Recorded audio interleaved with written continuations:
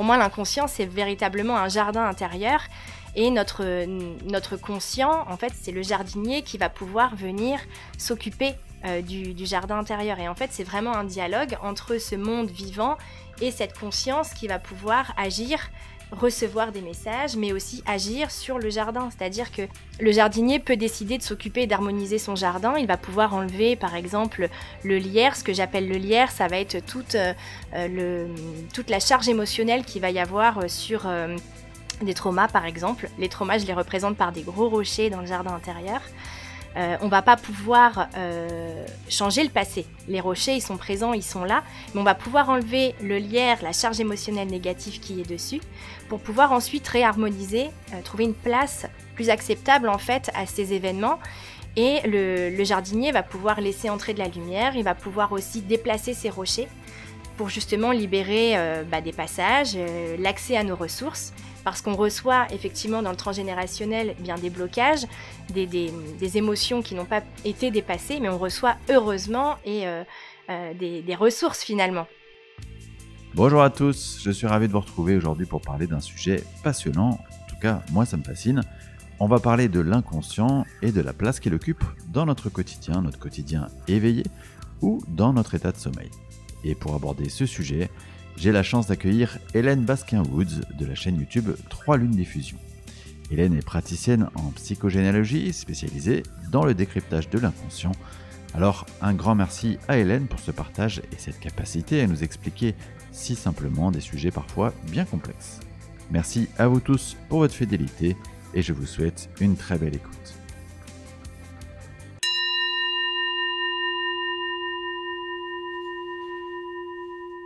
Eh bien, bonjour Hélène et merci beaucoup d'avoir accepté mon invitation pour ce podcast Entre deux mondes. Je suis vraiment ravi de te recevoir et de parler de ce sujet qui me tardait d'aborder. Donc, avant de rentrer vraiment dans le vif du sujet, est-ce que tu peux nous parler de toi et de ton parcours, comment tu en es arrivé à faire ce que tu fais aujourd'hui ? Oui, bonjour Xavier, merci pour ton invitation. Je suis ravie d'être avec toi aujourd'hui et puis de pouvoir partager avec les auditrices et les auditeurs d'Entre deux mondes. Écoute, en effet, je suis praticienne en psychogénéalogie et je suis passionnée en fait par le langage de l'âme qui passe par l'inconscient. Et mon approche en fait a évolué en fait au fil des années avec mon parcours. J'ai toujours été guidée et fascinée par ce qu'on porte à l'intérieur de nous sans en avoir conscience. Alors évidemment, ça, je l'ai conscientisé à l'âge adulte, hein, mais depuis l'enfance, j'ai toujours aimé mon monde intérieur, c'est-à-dire que j'ai jamais eu de mal à vivre dans le monde extérieur, mais j'ai toujours trouvé très confortable mon monde intérieur. Et donc au fur et à mesure que la vie se déroule depuis mon enfance avec mon parcours familial, mes expériences aussi à l'école qui ont compté également, mon expérience professionnelle également auprès des enfants et des familles que j'ai accompagnées dans la parentalité et le soin pendant plus de 10 ans. Les rencontres, les partages que je fais régulièrement m'a donné encore plus envie au fur et à mesure d'en apprendre sur moi, sur ce que je suis, ce que je fais ici, et forcément de comprendre les autres en fait. J'en apprends sur moi à travers mon lien avec l'extérieur, donc dans mes relations humaines, mes relations émotionnelles, mais aussi avec mon environnement matériel en fait. Donc c'est vraiment ce parcours en fait qui m'a aidé à trouver ma voie et à trouver cette passion pour le transgénérationnel et la psychogénéalogie. À quel moment dans ton parcours, du coup, tu as eu vraiment cette conscience de l'après-vie, de l'invisible, de tout ce qui nous entoure ? Ça a toujours été présent. Je pense qu'il n'y a pas eu de commencement en fait. Ça a toujours été là et petit à petit j'ai pu le conscientiser parce que j'ai eu un environnement familial propice en fait à pouvoir exprimer ça. Donc j'avais pas forcément une famille qui parlait de spiritualité comme on l'entend aujourd'hui, hein. Mais j'ai toujours eu ce respect, que ce soit de la part de mes parents, par exemple, de mon entourage, j'avais des grands frères avec qui j'avais beaucoup d'écart. J'ai toujours eu ce respect, en fait, de ce que je pouvais aimer et ce sur quoi je pouvais me concentrer. Je me souviens, petite fille, j'étais très attirée par la magie, à la préadolescence, la Wicca, la magie blanche, des choses comme ça. Je n'ai jamais reçu de moquerie de la part de mon entourage. J'en parlais pas à l'extérieur de la maison, mais j'ai toujours été encouragée, enfin pas vraiment encouragée, mais tu vois, ça faisait sourire gentiment, mais j'ai toujours pu exprimer en fait ce que j'avais à l'intérieur. Et dans ma famille, eh bien oui, j'ai eu accès aussi à des ressources, des lectures, voilà, des rencontres, des visites, j'ai pu assister aussi à des échanges entre adultes en fait, et donc j'écoutais et ça me plaisait. J'ai toujours eu cette possibilité d'avoir accès à ça. Donc en fait, c'est venu nourrir mon parcours et ça a toujours été une évidence. Je pense pas qu'il y ait eu un point de départ, tu vois, c'est vraiment un fil qui a continué et puis qui s'est voilà, avec toutes des ramifications qui viennent s'assembler et pour m'amener là où je suis aujourd'hui en fait. Alors, dans cet épisode, on va parler de l'inconscient.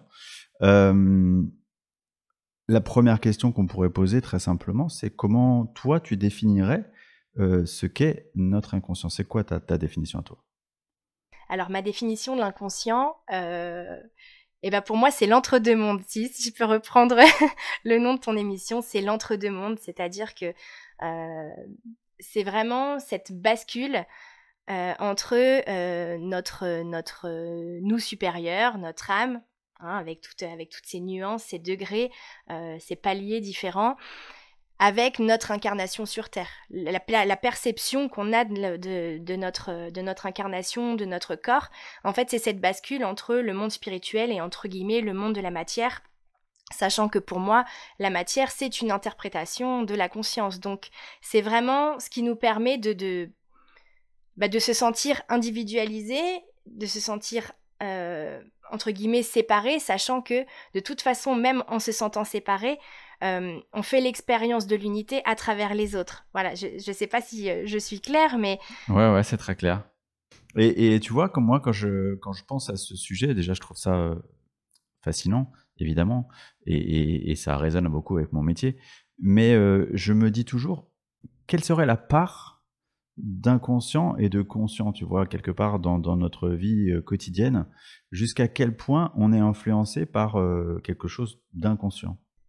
Alors, je pense que l'inconscient, c'est énorme, en fait.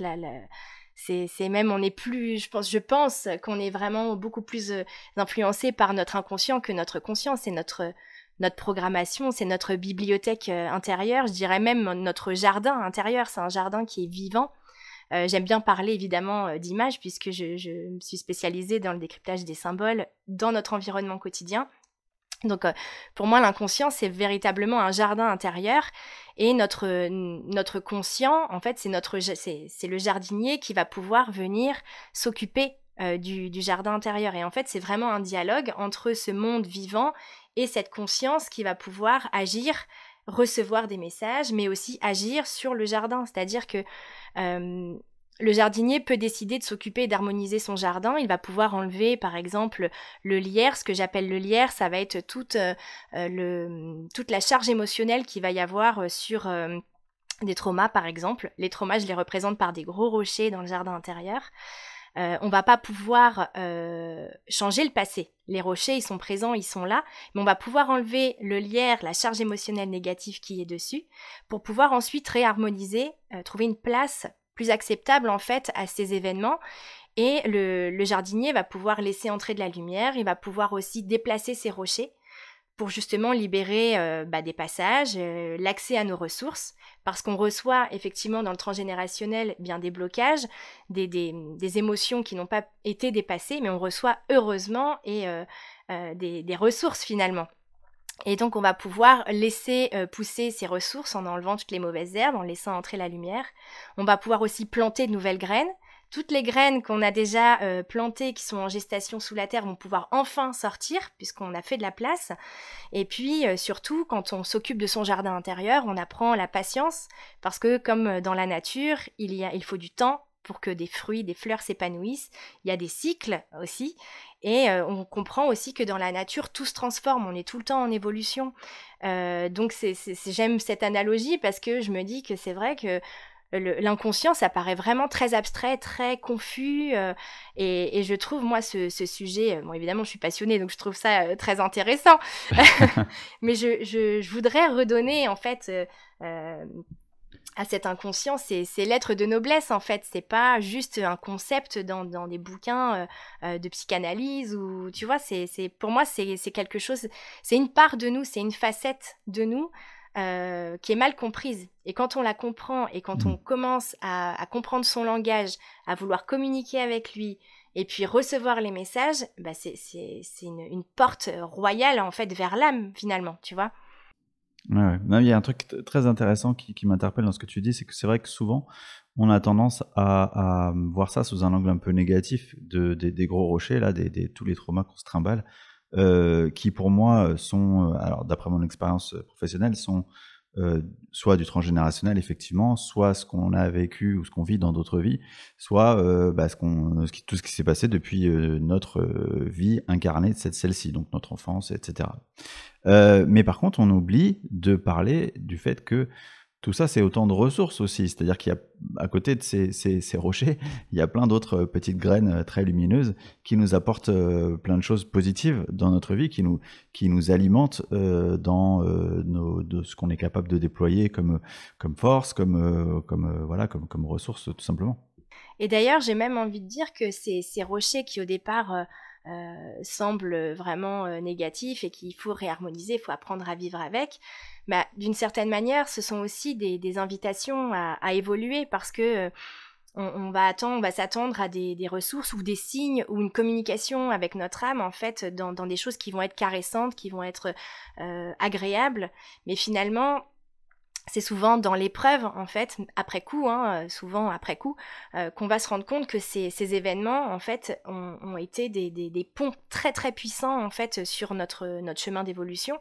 Et souvent, ces événements-là, moi, je les prends comme des signes, des synchronicités qui nous ont permis, en fait, d'accéder à un autre palier de conscience, si tu veux.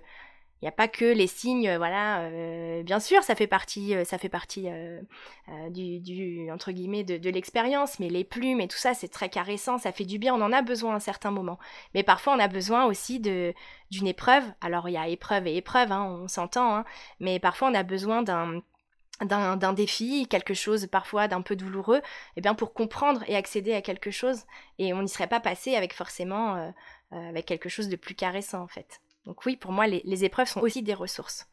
Et moi, je constate dans mes séances que parfois, il y a des personnes qui, dans leur plan d'incarnation, on va appeler ça comme ça, imaginons qu'on se fait tout un plan d'incarnation avec toutes nos épreuves, viennent aussi dans une sorte de mission, on va dire, même si j'aime pas trop ce terme, de libération de tous les traumas, mais pas seulement pour eux, mais si on parle de transgénérationnel, toute la lignée, amont et puis aval, avant, après.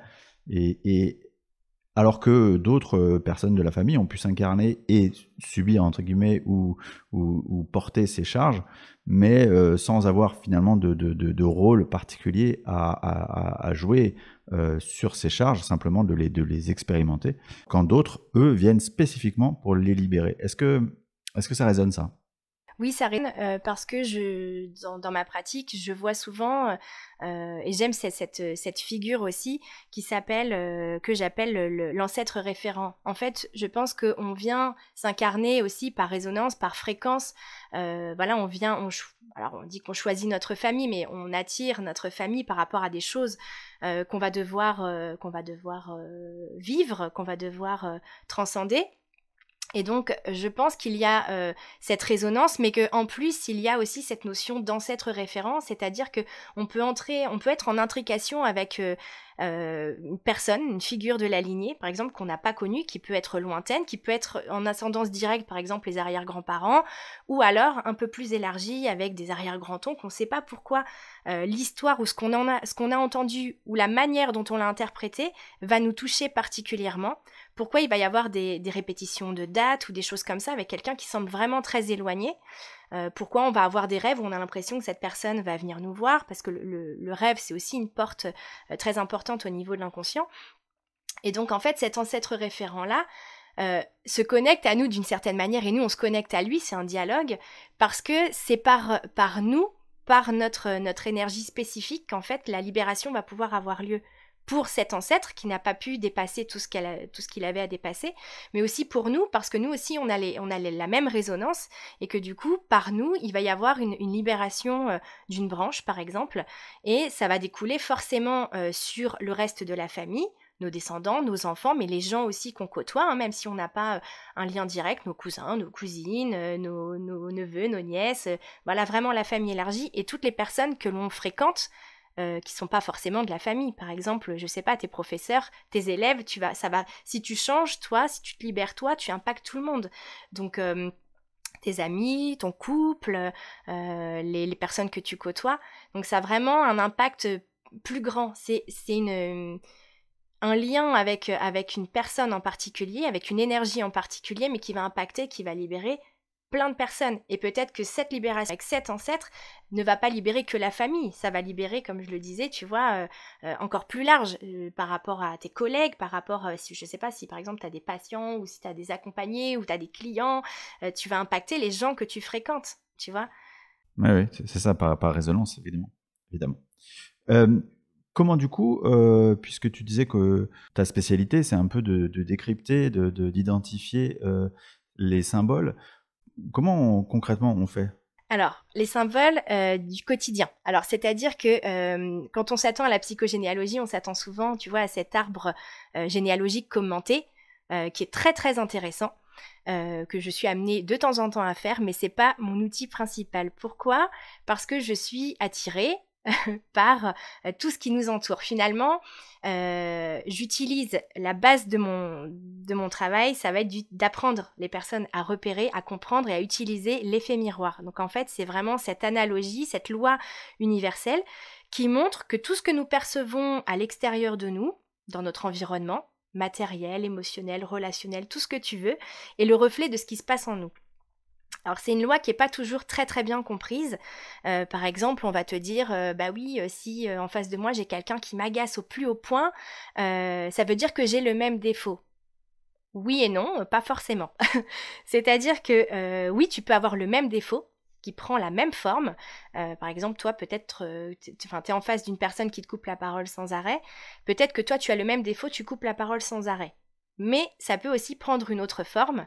C'est-à-dire que ça peut être en lien avec le fait de couper l'expression de quelqu'un. Pas couper la parole, tu coupes l'expression. Mais par exemple, si tu discutes avec quelqu'un et que en discutant, tu changes de pièce en disant « Vas-y, continue, je t'écoute, hein, je vais chercher mon café, mais continue, je t'écoute. » Tu donnes plus ton attention complète et donc tu coupes d'une certaine manière l'expression de la personne. Donc tu peux avoir le même défaut qui va prendre une forme différente. Mais ça ne veut pas forcément dire non plus que tu as ce défaut, parce qu'en fait, si tu te trouves face à une personne qui t'énerve, c'est peut-être que tu n'as pas ce défaut en toi, mais que ça vient réveiller une émotion d'un trauma que tu n'as pas dépassé, peut-être par le passé, dans une vie antérieure, dans ton parcours ou dans la vie de tes ancêtres. Une personne a souffert, ou toi tu as souffert en fait de ce manque de liberté d'expression, de ce manque d'écoute, de cette attention particulière. Et donc le fait de te trouver face à cette personne, eh bien ça te renvoie à ces émotions et c'est très difficile et elle t'agace cette personne. Ça peut...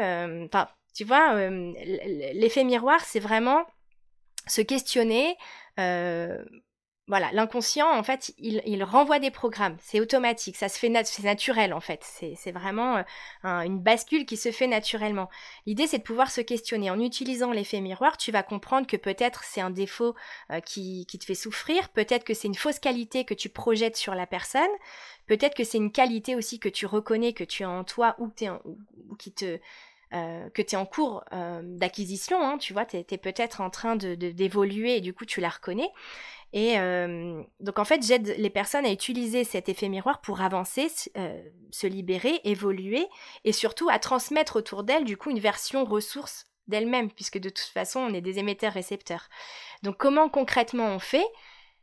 Eh bien, il faut écouter son intuition et regarder ce qui se passe autour de nous. En fait, dans ton environnement, qu'est-ce qui t'entoure ? Est-ce que tu as des photos accrochées au mur ? quel film tu regardes, quelle musique t'écoutes, quelle couleur t'attire. Et en plus de ça, ce qui est intéressant, c'est que il y a ce qui va t'attirer, donc tes attirances, tes aversions aussi, qu'est-ce que tu détestes, et tes indifférences aussi. Parce que forcément, l'indifférence, pourquoi tu es indifférent à telle situation, à telle personne, à tel sujet, voilà, parce que peut-être ça te renvoie aussi à des parts de toi ou de ton histoire, tu vois. Et donc concrètement, on utilise des supports, ce que j'appelle des supports, c'est peut-être pas le terme le plus approprié quand il s'agit des personnes, mais on peut venir me voir avec une photo, tu prends une photo avec ton smartphone, tu viens avec une photo de famille, un bijou, le titre d'une chanson, les paroles d'une chanson, ça peut être plein de choses, une attirance pour une couleur en ce moment, un plat, un souvenir qui remonte, un rêve, une problématique. Parfois, on vient voir en me disant j'ai tel problème, et en fait, en grattant un peu, on part dans autre chose. C'est lié, tout est lié, bien sûr, mais en fait, ces supports dans l'environnement vont permettre de plonger très rapidement dans le contexte et d'aller creuser, en fait. L'inconscient, il sait. Si toi, tu sais pas le conscientiser, si tu sais pas le verbaliser, eh bien, là où ton regard va se poser, là où tu vas avoir une attirance, une aversion ou quelque chose, eh bien ça te permet de rentrer directement dans ce langage subtil de l'inconscient, en fait, dans le langage symbolique. En quelque sorte, ça veut dire que toi, tu agis un peu comme une enquêtrice, c'est ça? En quelque sorte, comme une enquêtrice. En fait, je vais accompagner la personne à se questionner, et puis alors je me laisse guider par mon intuition par rapport aux questions que je vais poser, évidemment, mais l'idée c'est que la personne puisse elle aussi faire ses liens, parce que les liens sont d'autant plus puissants, plus forts, eh bien quand les prises de conscience sont faites par soi, par nous-mêmes en fait, hein, tu vois. Et puis moi j'ai mon cadre de référence aussi, donc moi je sais que je me laisse porter, je sais que voilà je vais avoir telle idée, mais je guide la personne à ce qu'elle fasse ses propres liens, si tu veux. D'accord. Et du coup, dans cette pratique-là, quelle est la part pour toi d'intuitif, c'est-à-dire de connexion à quelque chose de subtil? Alors déjà, du point de vue des personnes que j'accompagne, déjà, ça va être le choix, avec quoi elles viennent, ce qu'elles viennent, les mots qu'elles vont dire, les petites phrases qui vont être répétées, les exemples donnés comme ça en l'air. Et moi, comment ça se passe, mon côté intuitif? Eh bien, je me laisse complètement guider. Je sais jamais du tout à quoi m'attendre avant de recevoir quelqu'un. Et ça se fait naturellement, je force pas. C'est-à-dire que elle va me parler, par exemple, de 2-3 personnes de la famille, si on parle de la sphère familiale. Et je vais sentir qu'on va plutôt se diriger, par exemple, vers la grand-mère plutôt que vers le grand-père, tu vois. Et je vais pouvoir poser des questions en ce sens. Qu'est-ce que tu vois? Voilà, ok. Et puis je vais me être attirée en fait par des éléments en fait de réponse de la personne. Donc c'est vraiment là-dedans, dans cette intuition-là. Ça m'arrive parfois d'avoir des flashs, de voir des choses et de pouvoir guider. Mais je l'amène toujours sous forme de questions. Pas sous forme d'affirmation en te disant voilà tu vois c'est ça ou c'est ça. En fait je questionne et on chemine ensemble, mais je me laisse moi aussi guider en même temps que la personne, tu sais.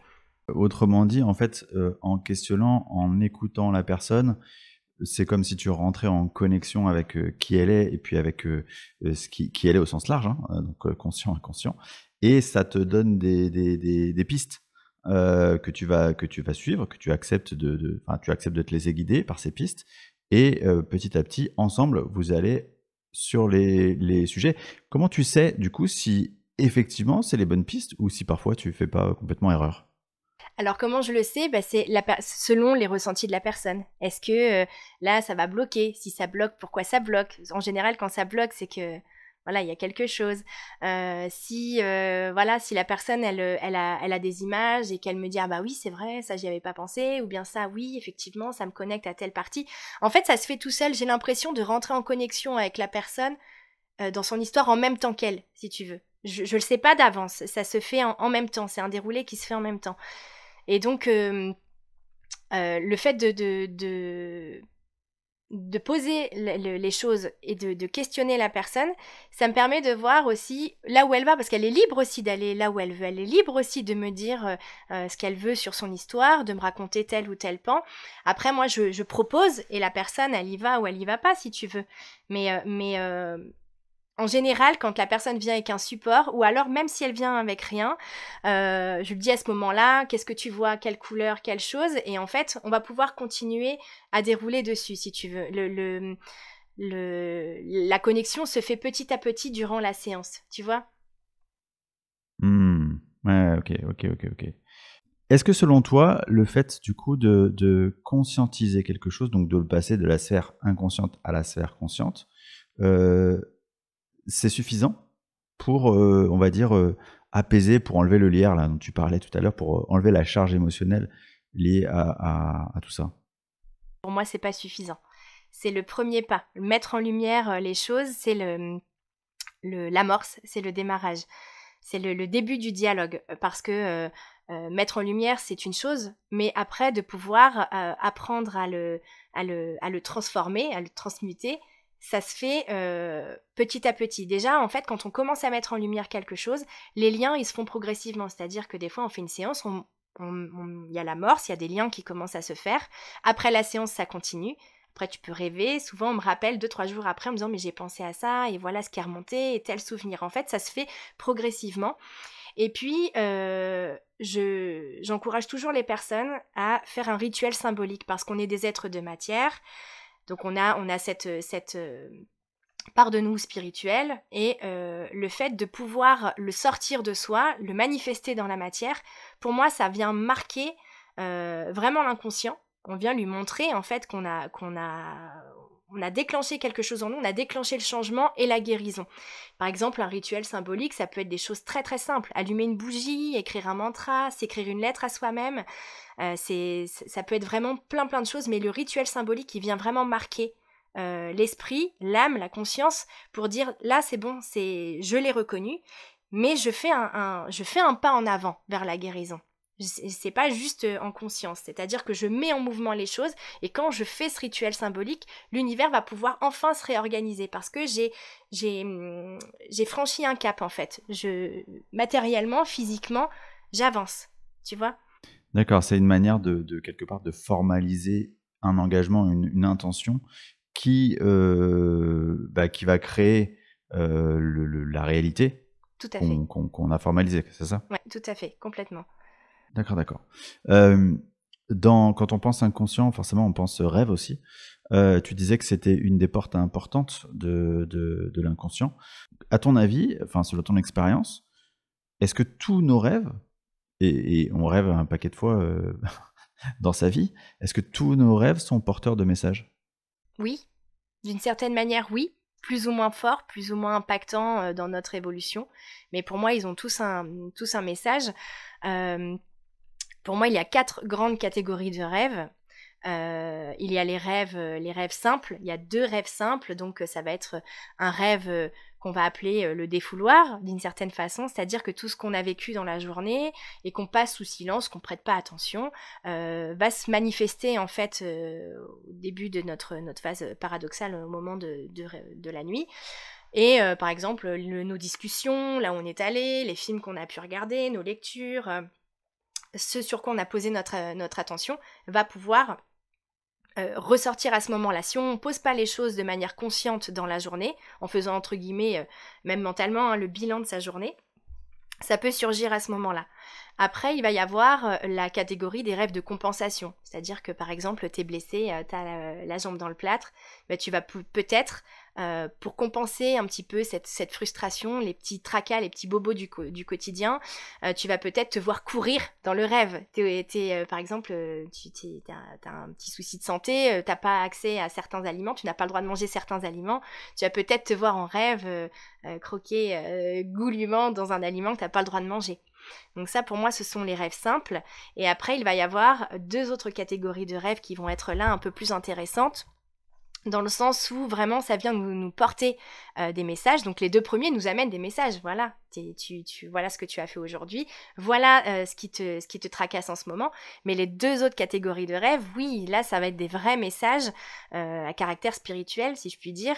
Il va y avoir les rêves de transmutation, de transformation, où en fait on va pouvoir harmoniser toutes nos parts duelles à l'intérieur de nous. C'est-à-dire que on va pouvoir harmoniser le conscient, l'inconscient, notre part féminine, notre part masculine, vraiment...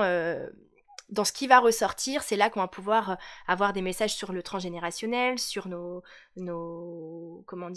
manière dont on perçoit notre environnement, ce qui nous émeut, ce qui nous porte en joie, etc.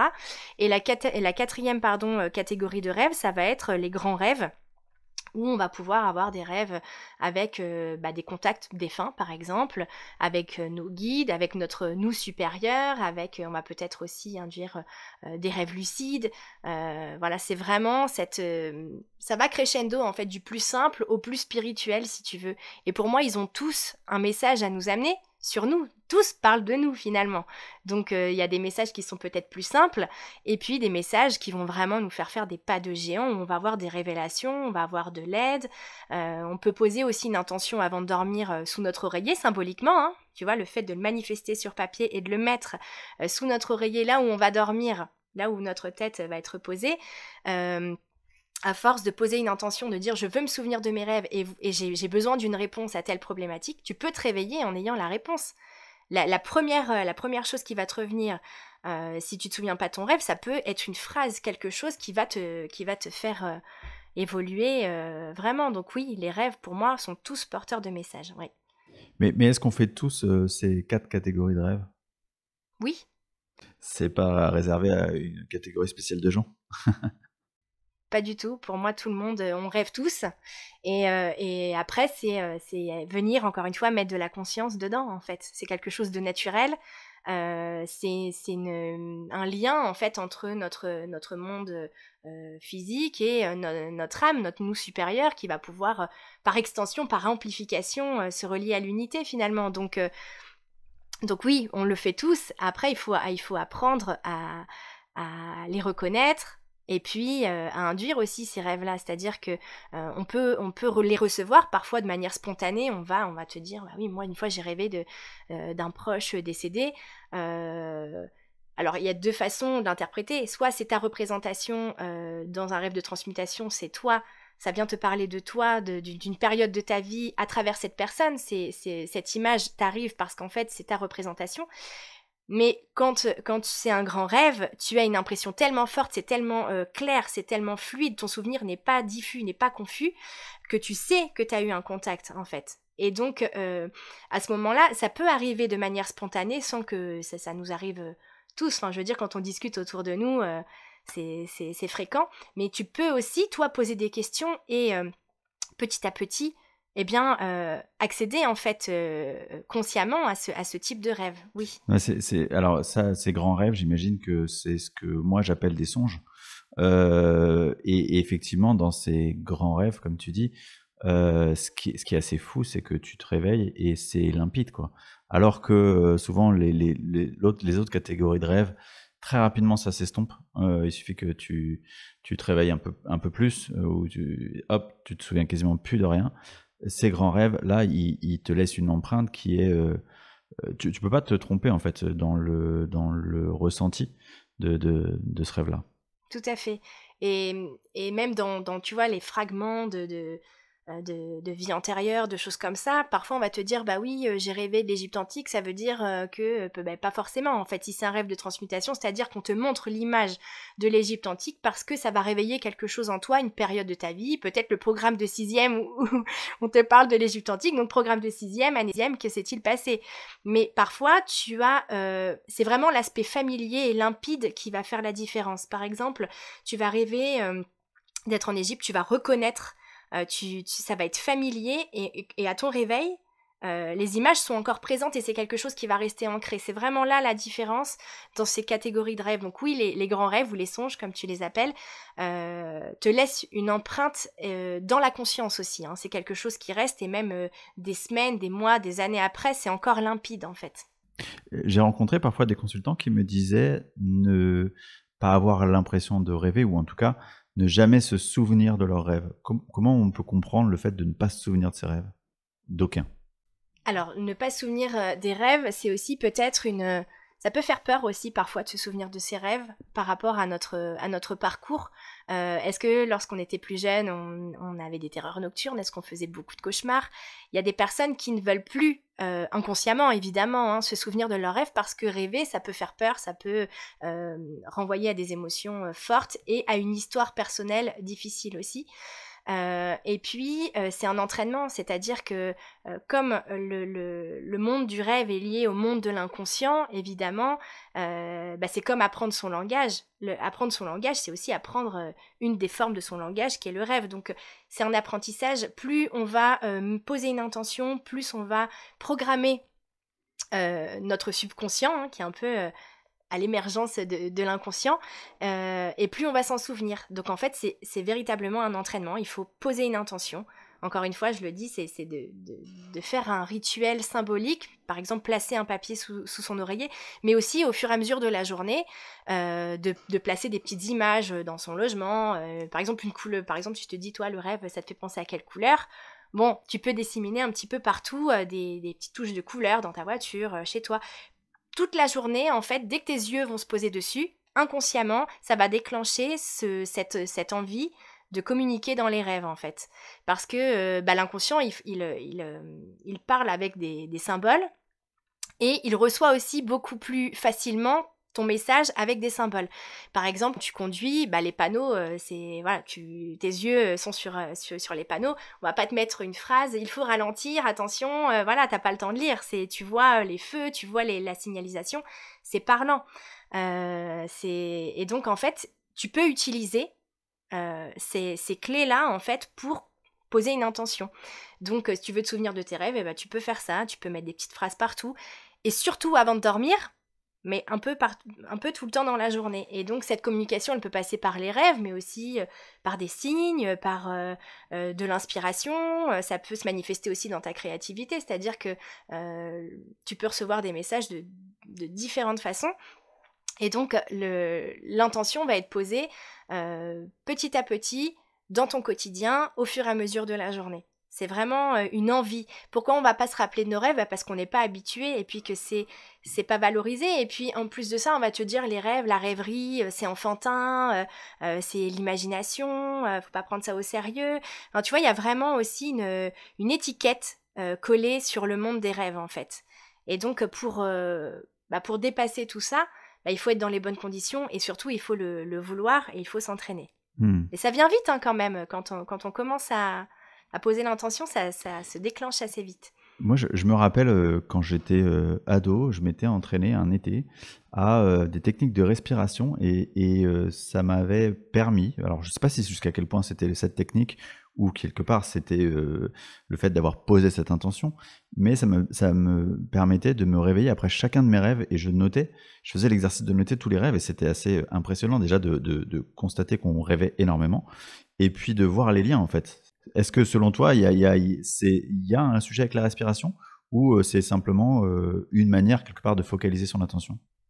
Je pense que c'est une manière de focaliser son attention. La respiration, oui, elle a un rôle fondamental. C'est le souffle, c'est la vie.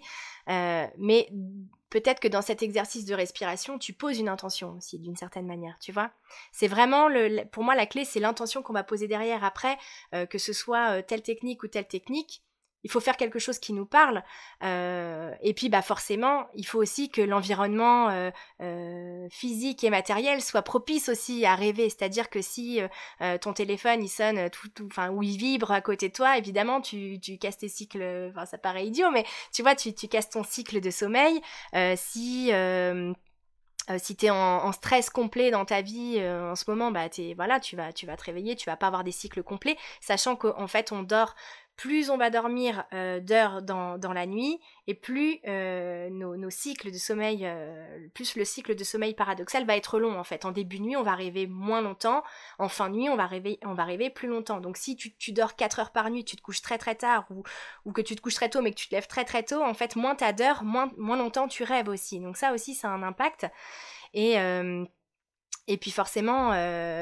l'hygiène de vie aussi, ça compte aussi, hein, forcément. Donc oui, plus tu respires, plus tu prends soin de toi, plus tu te détends et plus tu es en condition pour pouvoir plonger dans le monde des rêves. Et si ton intention, c'est de te réveiller après chaque rêve pour pouvoir le noter, si tu poses cette intention-là, il y a de fortes chances que ça arrive en fait.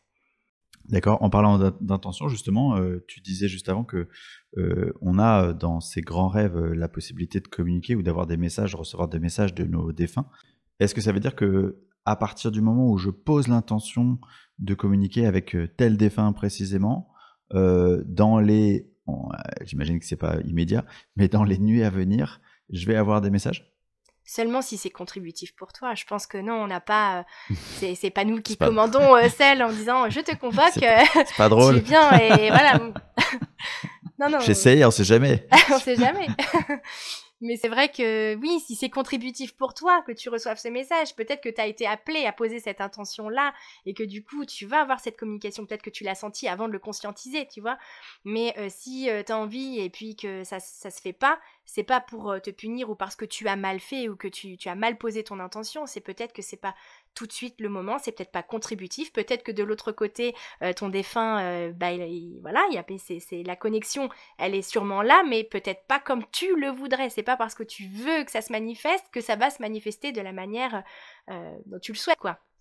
Tu vois, c'est comme tu dis, envoie-moi un signe clair, précis, écrit noir sur blanc. Bah, peut-être que le signe, il va être plus subtil, mais du coup, tu vas pas le voir et tu vas dire, bah, du coup, j'ai rien reçu. Tu vois. De la même manière que parfois j'ai des gens en séance qui me disent ne pas se souvenir de leurs rêves. Et j'ai aussi dans ces séances souvent des personnes qui ont des trous de mémoire ou des amnésies, souvent en lien avec leur enfance d'ailleurs, où ils me disent bah tiens, moi je suis incapable de te donner le moindre détail, le moindre souvenir avant 7-8 ans, ou même parfois un peu plus tard. Comment tu analyses ça, toi? Alors, dans notre...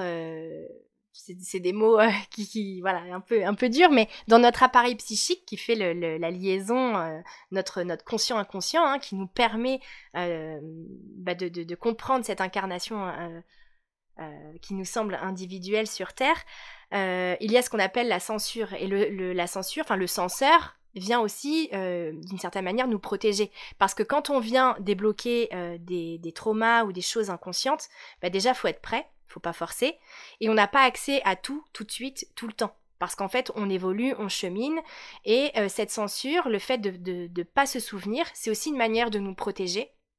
Et je pense qu'il n'est pas bon d'avoir accès à tout d'un seul coup, parce que on évolue, on chemine et on n'est pas prêt à se prendre tout en pleine figure. C'est-à-dire que, par exemple, c'est comme on me dit, et si je viens te voir, je vais être complètement nettoyée, débloquée, pas complètement d'un seul coup, non, c'est pas magique non plus en fait, parce qu'on évolue par rapport à ce que tu vis, tu déclenches des choses en toi qui te réveillent des choses, donc voilà, tu évolues petit à petit, et puis peut-être que tu fais un travail sur toi maintenant, et que dans 10 ans, tu referas un travail et ce sera complètement différent parce que dans ta famille, dans ton entourage, il y aura eu des décès, il y aura eu des naissances, il y aura eu des bouleversements, il y aura eu des grandes joies. Et donc, le fait de ne pas se souvenir de tout, c'est une manière c'est une protection. Pour moi, c'est une protection. C'est des choses qui sont trop difficiles, trop douloureuses et qui vont, si on est amené, si on est attiré à travailler sur soi, c'est qu'on est sur le chemin, mais que ça va se débloquer une chose à la fois, petit à petit, par rapport à ce qu'on est prêt à transmuter ou pas. Oui, tout à fait. Moi, j'ai la sensation que quand généralement il y a des amnésies, il y a aussi de la création d'autres symptômes qui vont te rappeler à quelque part la nécessité ou le besoin d'aller entrouvrir cette porte. Alors effectivement, comme tu le dis, c'est pas allez, j'ouvre la porte et puis hop là, je me prends tout en pleine face. C'est pas comme ça que ça marche. C'est toujours très progressif et très parallèle à ce qu'on peut recevoir, très adapté quoi, sur mesure. Mais il y a quand même par contre des symptômes qui sont en lien, soit un mal-être, soit quelque chose qui est en lien avec quand même cette amnésie, ou tu vois, ce fait initial, quoi. Oui, tout à fait. L'amnésie, elle vient anesthésier un petit peu la douleur, mais c'est présent quand même. C'est quand même présent dans l'inconscient, c'est quand même présent en nous, au niveau de notre âme. On peut l'appeler comme on veut, mais c'est présent, ça anesthésie en fait. Mais c'est là. Et oui, il y a d'autres symptômes. Ça peut être au niveau du psychique, ça peut être des manifestations, voilà, la déprime, la dépression, ça peut être aussi au niveau corporel, il y a des choses, des fois, on se dit, mais médicalement parlant, on ne trouve pas d'explication, et j'ai telle chose qui, voilà, je sais pas, ça peut être des soucis de peau, par exemple, ou des choses comme ça, je comprends pas un mal de dos quand je vais consulter, y a rien, on me dit que c'est dans ma tête, et en fait, oui, si on ne peut pas l'entendre de manière directe, si les souvenirs sont trop douloureux à remonter, si au niveau de notre écran mental, les images sont trop difficiles, la voix qui va revenir ou l'événement va être trop douloureux, ça va prendre une autre forme, effectivement. L'inconscient, il va nous parler à travers les rêves, à travers notre environnement, mais aussi par les manifestations corporelles, par nos émotions, par des comportements, voilà, vraiment dans notre être, dans sa globalité, si tu veux. Eh bien, Hélène, merci beaucoup pour ce partage. C'est vraiment passionnant. Ça ouvre plein de portes de compréhension. Je vais terminer cet épisode comme j'ai l'habitude de le faire avec les personnes que j'interviewe, à savoir en te posant 2 questions. La première qui est, quelque part, les influences ou les sources, que ce soit des livres ou des personnes, qui t'ont aidé sur ce chemin d'éveil. Des sources, je pourrais donner le nom de Chantal Rialan. C'est une des premières autrices que j'ai lues il y a longtemps sur ce sujet. Et puis, voilà, tout le travail aussi d'une Suisse kinésiologue qui s'appelle Mireille Durig, qui fait un travail exceptionnel sur les mémoires transgénérationnelles. Et voilà, en fait, et sur mon chemin, ça a été aussi toutes les discussions, l'ouverture aux autres, en fait. Des fois, tout simplement, s'ouvrir aux autres, les écouter, au lieu de tout de suite, c'est difficile, hein, mais de porter un jugement tout de suite, écouter. C'est-à-dire que oui, en fait, la personne, elle ne me veut pas du mal, elle parle d'elle à travers moi, et moi, je parle de moi, pardon, à travers elle. Donc, voilà, être à l'écoute, s'observer, commencer à observer ce qui nous entoure, c'est une des premières clés, une des premières ressources. Qu'est-ce qu'il y a autour de toi ? Qu'est-ce qui t'attire ? Qu'est-ce que tu aimes faire ? Avec qui tu aimes parler ? De quoi ? En fait, tout ça, ça donne des clés très très précieuses pour avancer sur le transgénérationnel, sur ce qu'on porte dans notre inconscient, dans notre âme. Très bien. Eh bien, c'est très intéressant. Dernière question, du coup. Pour les personnes qui s'éveillent tout juste à cette ouverture spirituelle, à cette compréhension qui entrouvre cette porte, quels conseils tu pourrais leur donner pour aborder ce chemin de manière la plus sereine possible ? Alors déjà, pas de pression. Il n'y a pas besoin d'aller vite. Et puis, je conseillerais à ces personnes de se laisser guider. Il y a plein de choses qui sont très bien faites. Elles peuvent chercher par elles-mêmes dans un premier temps si elles le souhaitent ou se faire accompagner, évidemment. Et puis, surtout s'écouter et être dans la bienveillance parce que des fois, quand on découvre quelque chose, on est à fond, on a envie de tout comprendre et de tout maîtriser en fait avant de commencer à travailler sur soi. Mais je pense que la vraie compréhension, c'est déjà d'être patient, de regarder pourquoi ça arrive, pourquoi ce sujet arrive dans ma vie maintenant, qu'est-ce qui se passe maintenant dans ma vie. Encore une fois, c'est l'observation et c'est laisser le temps au temps et se laisser guider. Ça me parle, ça m'attire, ça moins, ça oui. Et c'est vraiment de pouvoir poser les choses et de se laisser guider et surtout de s'observer en parallèle et puis de voir si ça nous plaît, si ça, tu sais, parce que des fois l'idée que je voulais amener c'est parfois on va se cantonner à un sujet. Par exemple, moi ce que j'aime c'est la psychogénéalogie, alors que finalement la psychogénéalogie, moi je l'associe à la spiritualité, il y a d'autres personnes qui ne le font pas du tout. Donc c'est vraiment s'écouter et prendre un petit peu de ce qui nous fait du bien et de cheminer tranquillement et de prendre le temps de s'observer et puis de voir ce qui résonne en nous. Voilà. Eh bien, merci Hélène pour ces précieux conseils. À tous les auditeurs, je vous recommande très fortement de vous intéresser aux travaux d'Hélène sur ses médias, sa chaîne YouTube et son compte Instagram parce que c'est très profond, très intéressant. Il y a beaucoup de contenu. Voilà, ça ouvre plein d'autres portes. Évidemment, je mettrai tous les liens que tu voudras bien me donner dans le détail de l'épisode. Donc, encore merci à toi Hélène et merci à vous tous, chers auditeurs, pour votre écoute fidèle. Merci Xavier, merci à toutes et tous. À bientôt.